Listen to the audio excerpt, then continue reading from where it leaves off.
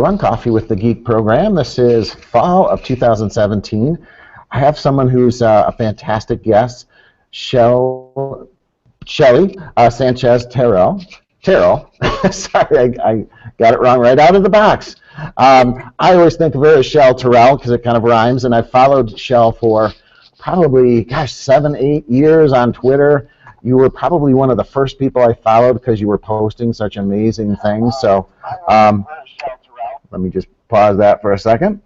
Let me give you a little bit of your background, and we could probably just talk about your background. You are an adjunct professor, international speaker. You are author, and you've had some really great books. Learning to Go. The 30 Goals Challenge for Teachers is probably your most recent book. Also, Challenge TeacherRebootCamp.com is one of your websites, I believe, and you can talk about that. You've trained teachers in 20-plus countries. That is incredible.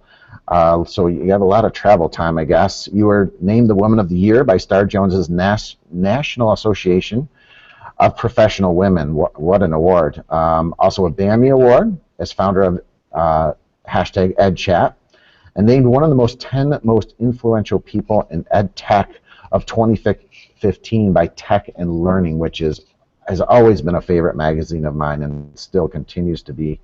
And your latest movements have been the creation of Ed Speakers and EduPassion, so I hope you'll talk a little bit about those. And to follow Shelly, you can go to Twitter at Shell Terrell, and ShellyTerrell.com is your website that gives just an incredible amount of information. Let me just quickly share that. I'll bring that up on the screen. And let me see if I can get this so you can see it without seeing a million different things. Hopefully you can see your website there. And so, Shell, thank you so much for taking time out of your busy schedule. And I'm just, wow, you've just done amazing work. So tell me about your professional background, and then maybe tell me about Twitter, because that's where I first found you. Can you talk a little bit about Twitter and your professional development space? Well, thank you so much for having me. I feel really honored to be here. Unfortunately, I can't have coffee right now with you because so some of my PLN knows this because I shared on Twitter and other places, but I'm having my first baby, so I got to stay away from the caffeine. But talking about Twitter, I think several of your guests probably have said in the past, and teachers, that it's one of those moments when you do decide to be on Twitter and connect with teachers everywhere, that it's just this grand moment that really you don't realize, like, what a decision that really impacts your life professionally as a teacher. And I think one of the reasons is because teachers, sometimes we think we can just carry everything on our own. We can really be in this field and toughen it up and deal with the day-to-day of pouring our souls out with our students and having parents and balancing also a personal life. And Twitter is that support. You just get so much, you just get so many resources, tools, and people who tell you, you know, they're on this journey with you. And it's such an incredible experience and feeling. And eventually, especially like after 7 years or something, a moment like this, and we get to even see each other virtually for the first time. And then in conferences, it just feels so magical. Did you ever think that your journey would be this? I mean, I'm assuming you started off as a classroom teacher, and what was the spark that took you off? Well, I didn't realize when I was doing this. I started because I moved from San Antonio to Texas, where I currently am now again, to Germany, and I started teaching English there. And when I was teaching my staff, I went from an incredible school. I just loved my job so much. But when I went to Germany to teach, the staff was 4 or 5 teachers, and it was hard to connect. We didn't have that many meetings, and it's just a smaller staff. So the school was great, but I missed connecting, and it was a new country experience. So when I went on to, I remember just doing like a search, Twitter for teachers, because my sisters wanted me to connect with them through Twitter. And I thought, well, it's not great for just regular connecting. And I saw this list that came out. It was a PB Works, and I started following people like Larry Filazzo, Sue Waters, and they were these rock stars. They had, you know, thousands of followers. They were also very personal. They were ready to help. They were really just incredibly nice people. And it was really through them. Sue Waters got me to blog and really supported me. Larry would leave comments, and I never thought that it would go this far. People just started liking what I shared, and so now, I don't know, I think it's over like 70,000 followers later, and over 20 countries, because Germany had just been, that was my second country other than Mexico. So it's been quite an impact, but more importantly, the relationships, I think, are the most important. The teachers I get to see in person, I get to meet, and it's just incredible. So you have, tell me a little bit about, or maybe tell the folks watching about your latest book, The 30 Goals Challenge for Teachers. And then you also mentioned you're working on a new book. Can you give us just a little taste for what that book is coming up?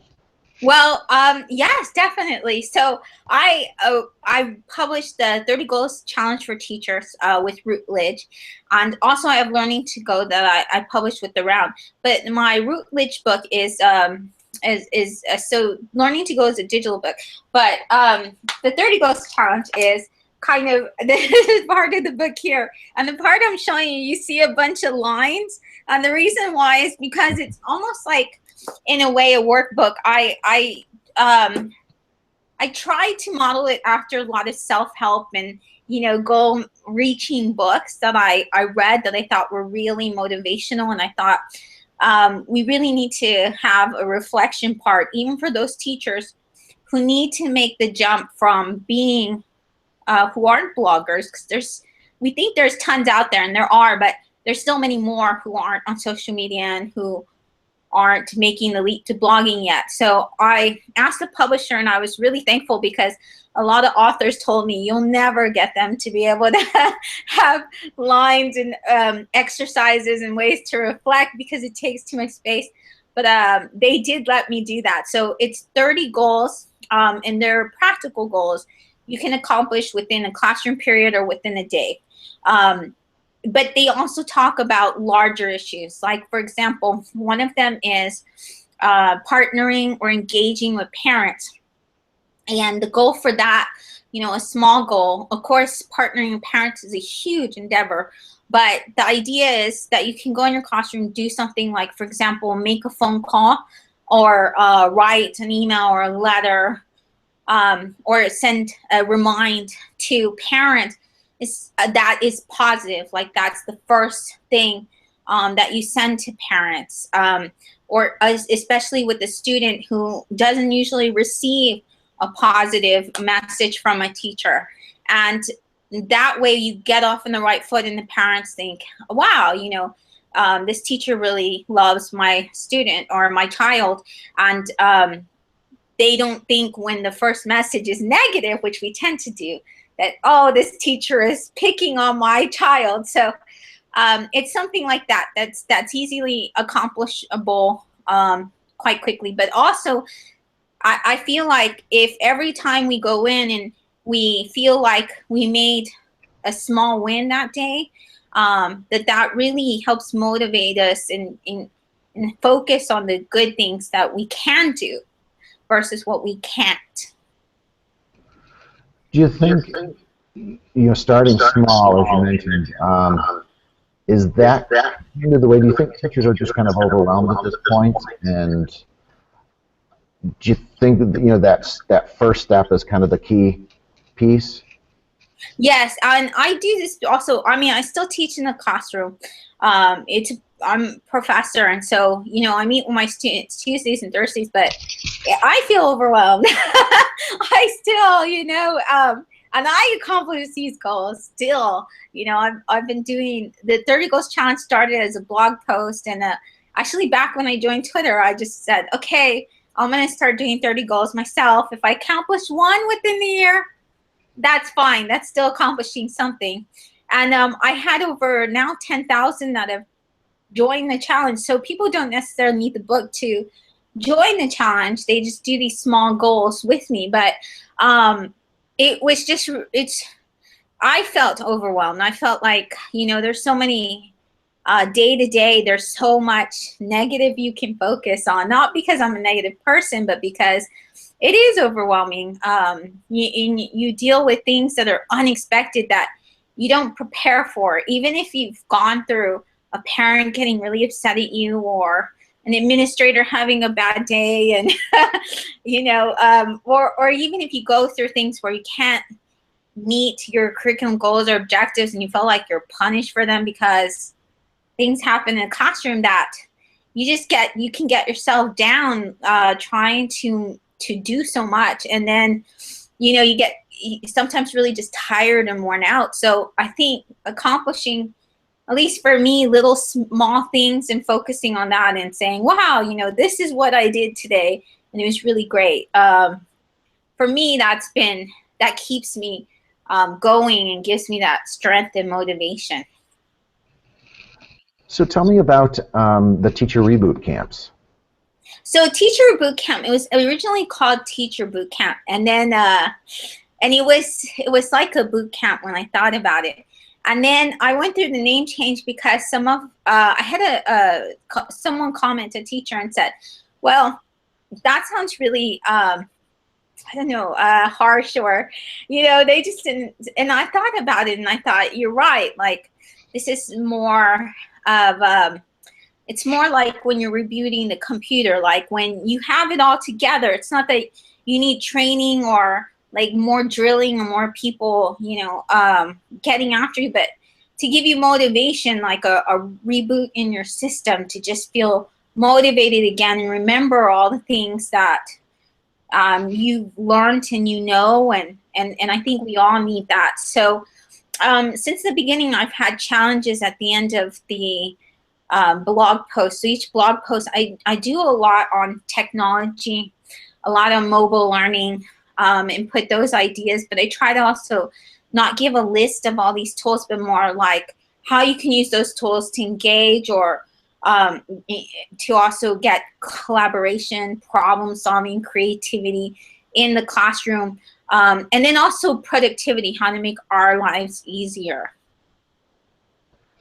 So along those lines, thinking of you know, just the tools, the productivity tools, the learning tools that we can use for students, where do you see education maybe 5 years from now, 10 years from now, 20 years, and paint it as what you hope or the reality? What are your thoughts as to where the future is going? I like the way you framed that question as the hope reality, because my hopes are always huge. I have big dreams for education, but I do know, you know, there is this reality. And I was very fortunate to be able to be part of the K through 12 NMC report, one of the reports that go out every year, and be part of that book. And you find out, you know, things like, for example, where you're at as a teacher, and I think sometimes on social media, we're above, you know, far ahead, some of us, because we're used to trying new things. We have so much support. So some of us right now are doing virtual reality. We're having students create these virtual worlds, or they're creating their own digital games. They're coding. They're doing all these things. And I want to see more of that in education, because I think it's great, not because of the use of technology, but because these technologies get us to connect students to students worldwide.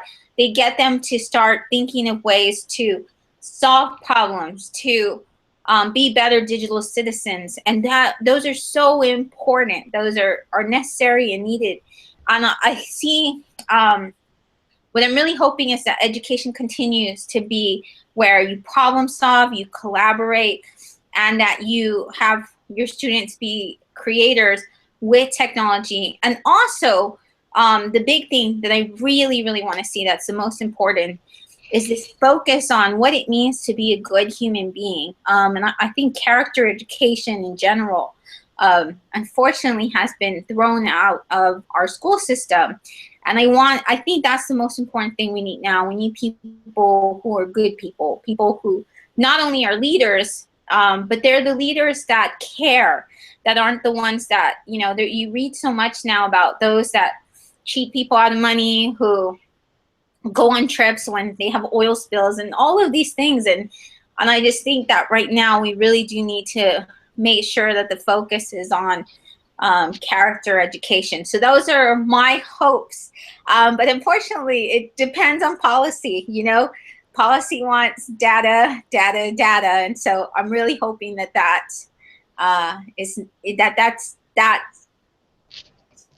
kind of trend stops. Do you think,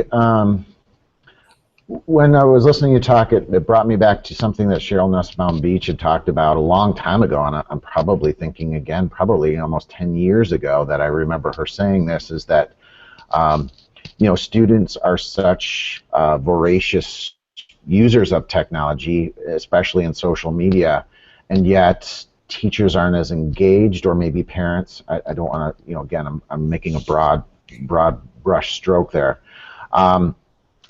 And I think what she likened it to was, because the kids are out there, it's kind of like they're on the island of the Lord of the Flies, and they're not getting the issue that you were just talking about of what it means to be a good person within social media.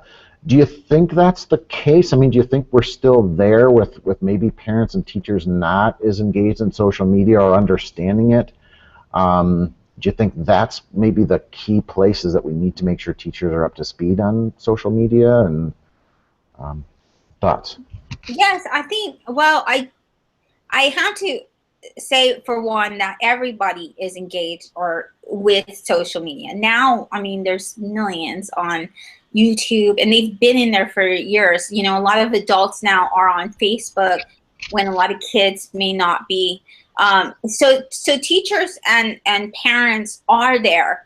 It's just they were never given, they had a different experience with their digital experience. We understand what it was like not to have the internet, not to have mobile device, not to have apps, not to have social networks. We have a whole entire understanding and appreciation for the fact that now we can engage and connect. So for us, it's such a different experience. When our students, they don't understand what it was like to not have a computer. I remember, I saw my first kind of computers and labs when I went to college in '96, and I was just astounded with the possibilities. And now students don't see that. They don't see potential, possibility, the appreciation for how the world has just, it's a whole different universe because they've always had that. So it's hard to give them that experience when you haven't had that. And so I think what happens is our perspective when we go into this, we tend to think of the dangers. Okay, well, this is the negativity that also came about, or this is the things you have to watch out for, because before this is the way the world was without it, and now this is the way the world is with it. And also, we haven't used it to do great things that our students are doing already. Our students are YouTubers. They're making careers at 16. They're Viners. They're getting paid $10,000 for a 6-second video they create from Nike. I mean, they're doing amazing things. We see Kid President, who has millions of followers and spreads messages. He's 8 years, he started when he was 8 years old. So our students are doing amazing things already because they've seen what they can do. And that's the huge difference, is that we've not been able to create in things. And so in a way, it is kind of like Lord of the Flies, but it's not, because some of our students get it and they're seeing that potential and things like that because they do have an understanding of what it is to be a good person because their parents did. But then there's so many parents out there, and also, us at the school, we don't use the technology enough. And so we give these, we give students in really young developmental, they're really young in developmental phases and also maturity. And we give them this really powerful device. They can connect to anyone in the world. And then we just kind of leave them out there. And so that's very scary, I think, is we don't connect enough with parents to let them know, you know, the way your child uses this impacts morals, traditions, values, the way they act with others. And of course, they're an 8-year-old is not going to be so mature most of the time. So I think that's more what it is. It's that we're not coming up with ways to really get our students to be making better decisions, because we don't even let them make mistakes in the classroom. We don't let them, you know, say bad things. You know, we're not there when they start bullying or anything like that. So we can stop that. So we can make them reflect on that behavior. And that's where I think we really need to be. I asked you about the future, and you talked kind of about some of the technologies and the things that we need to focus on. And again, I agree with you. How about like the physical space of classrooms? Do you have an image of what it's going to look like? Are we going to have like a mobile learning environment? Are schools going to look different? I think so. I think there's going to be more. More and more schools are going to jump on having learning management systems or virtual learning environments like Schoology, Google Classroom, Edmodo, things like that. I think those are becoming a trend. It's more and more.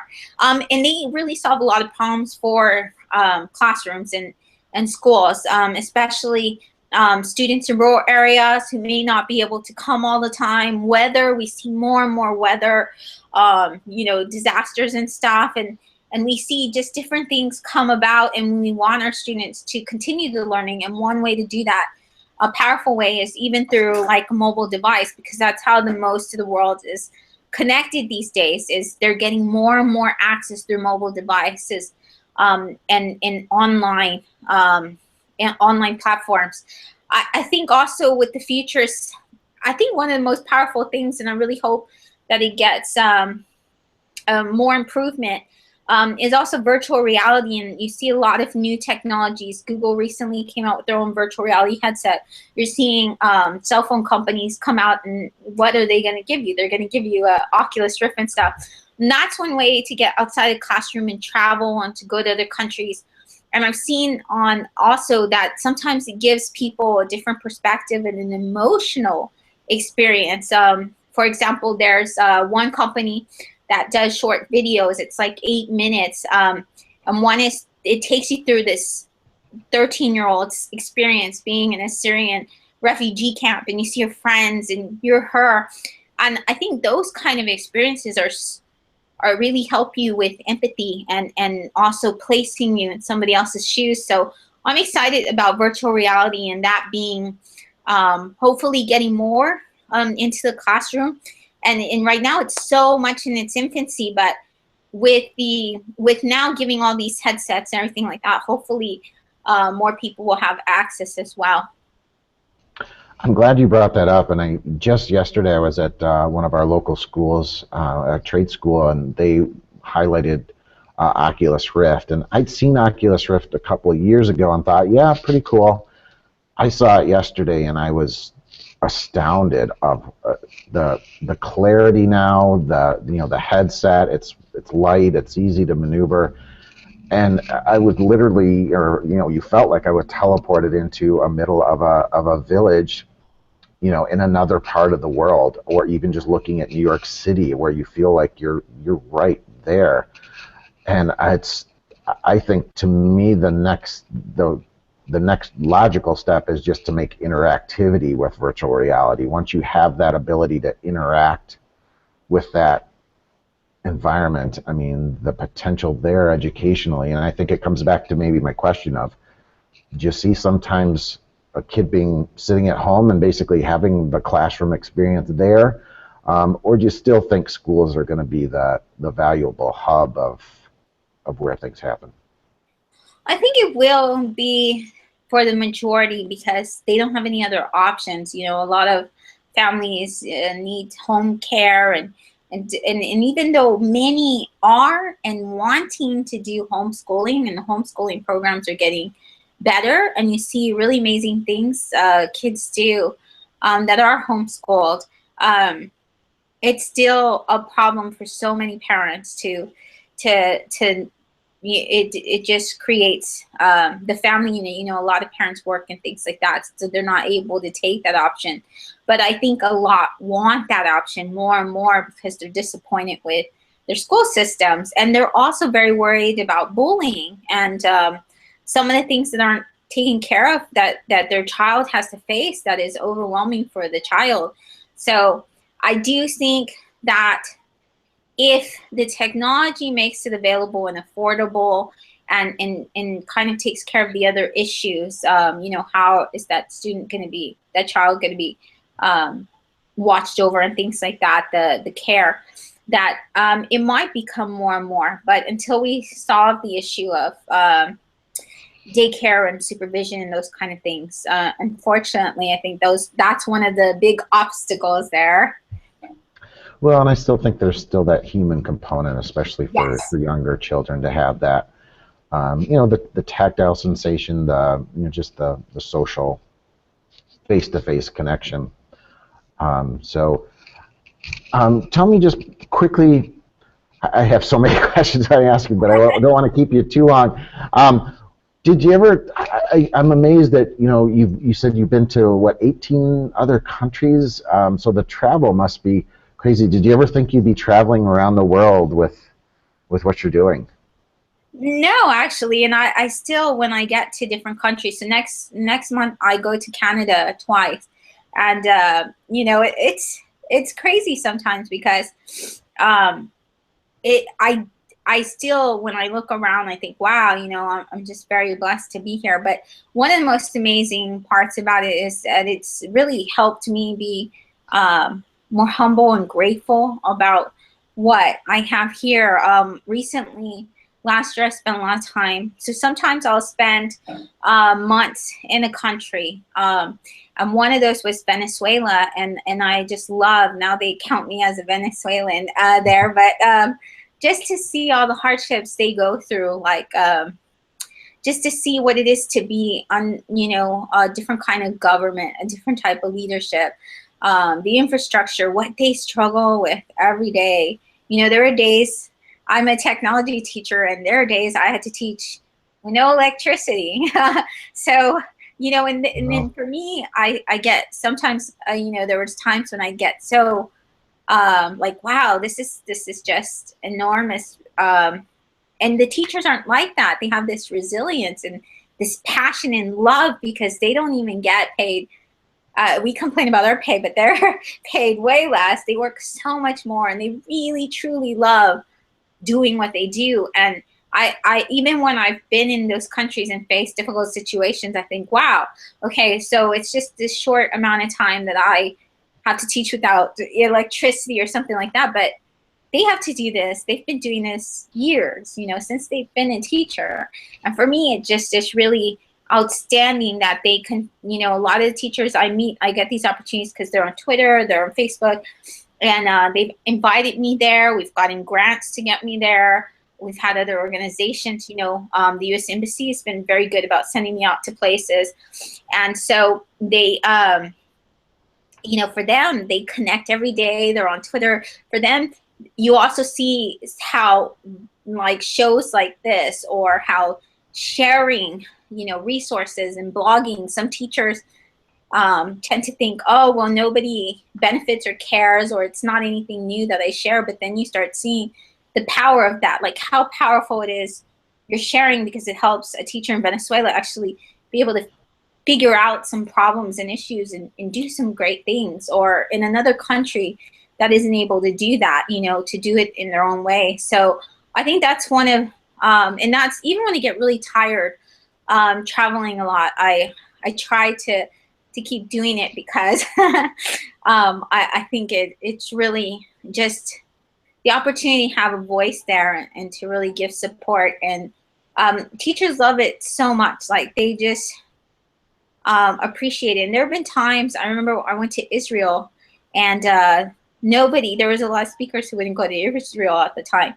And they were so appreciative. They said, we're so thankful that you came and that you know, helped us and were with us, because there's so many, and that just shows such a big support, like being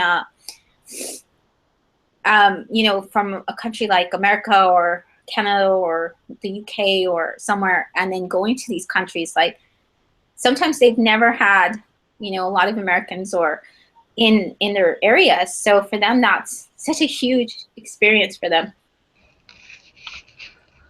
I was going to ask you about your inspirations, but it sounds like traveling the world has given you a lot of inspiration. The teachers around, those are really the huge inspiration for me. All right, well, it is time for the Speed Geek questions. So these are short answer, or try and keep them as short as possible. I'm going to try and share my screen here so we can get this going here, and forgive the, there we go, and make sure everyone can see this. I want to make sure I'm sharing it to the whole group. There we go. All right, back to this. There we go. Okay, so here's the spinner. So we'll give you 3 of these. And your first one is your favorite educational blog. This is the toughest one, I think.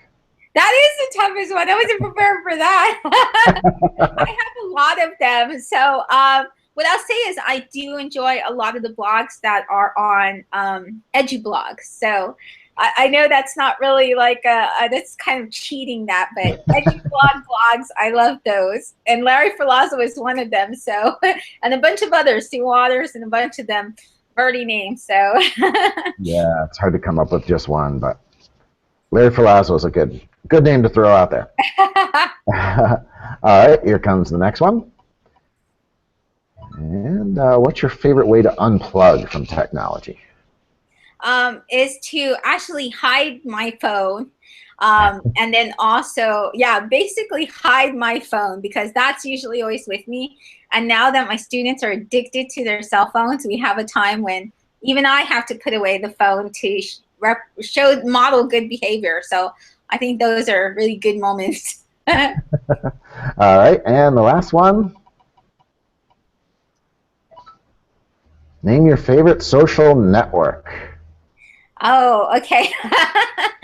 My favorite social network right now, I guess, is still Twitter. I know there's a lot of people who say no, but I think it's still, it gives me a way to not have to be too social all the time, but still see a lot of what great people are doing. It is great, and thank you so much, Shell. You're doing just such tremendous work, and you know, I'll keep following you, and thank you so much for posting, and it's a real honor to talk to you, and hopefully we'll cross paths at maybe an EdTech conference one of these days. Yeah, if you go to ISTE, it's in San Antonio, so. Yes. Oh, yeah. I'm looking to be there, so we'll connect. You'll go to your hometown, right? Yeah. I've been there the last time it was there, and it's a great city. Really, I'll just show you some good places to eat, good, real, authentic, like Mexican food. All right. Sounds great. Thank you so much, Shell, and good luck with the new book and all your endeavors.